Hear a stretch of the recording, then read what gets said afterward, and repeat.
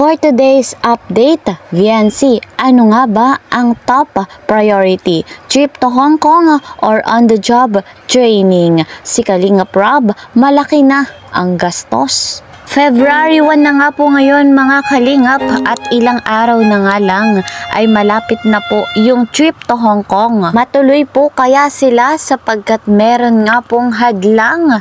50-50 nga po. Ayan, bago tayo magpatuloy, isa munang magandang araw at gabi sa inyong lahat saan mang sulok ng mundo. Mega love, shout out po lahat ng ka-member ko ng Karepa, Kalingap Reactor Partner, mga OFW, silent viewers. Ayan, mega love, shout out po sa inyong lahat. Tuloy naman nating suportahan Kuya Val Santos Matubang at Kalingap Rob. Sama po ng kanilang may bahay, Ate Edna Vlogs and Jackie Tapia. Sa hindi pa po nakakapag-subscribe sa kanila, please po i-subscribe nyo na po. Talagang makikita nyo, napakabuti ng kanilang puso.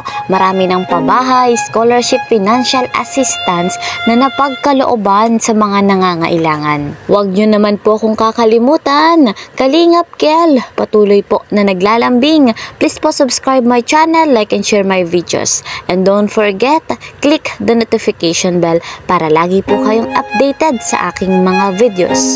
Eto na guys, dito na po tayo sa ating topic.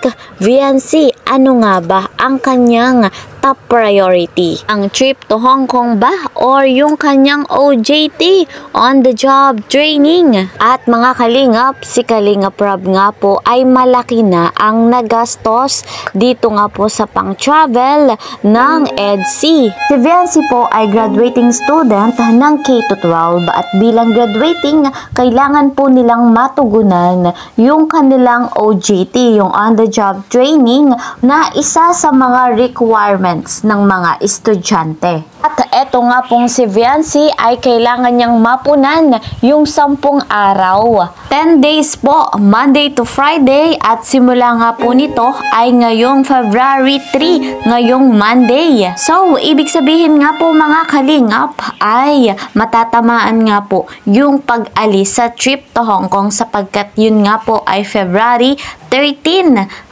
Ayon naman po sa pahayag ni Dr. Love, 50-50 nga po yung kanilang pagpunta doon dahil nga po sa conflict ni VNC. Ayon naman po sa pahayag ni Kalingap Rob, malaki na nga raw po ang kanyang nagastos at umaabot na daw po sa 200 to 300,000. Mga kalingap, bukod nga po sa ticket na nagastosan na ni Kalingap Rob, meron na nga daw pong naka-reserve na matutuluyan pagdating sa Hong Kong. Nakisuyo na nga po si Kalingap Rob kay Dr. Love na bilang founder baka meron pa po siyang magagawa. Kung maaari ay magbigay o mag-donate ng mga gamit sa school.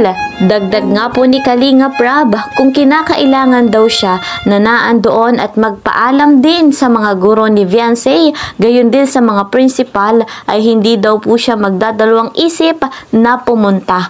Alang-alang po na matuloy ang kanilang travel sa Hong Kong. Guys, mga kalingap, sa inyo po bang palagay, ano po ba dapat ang maging top priority ni VNC?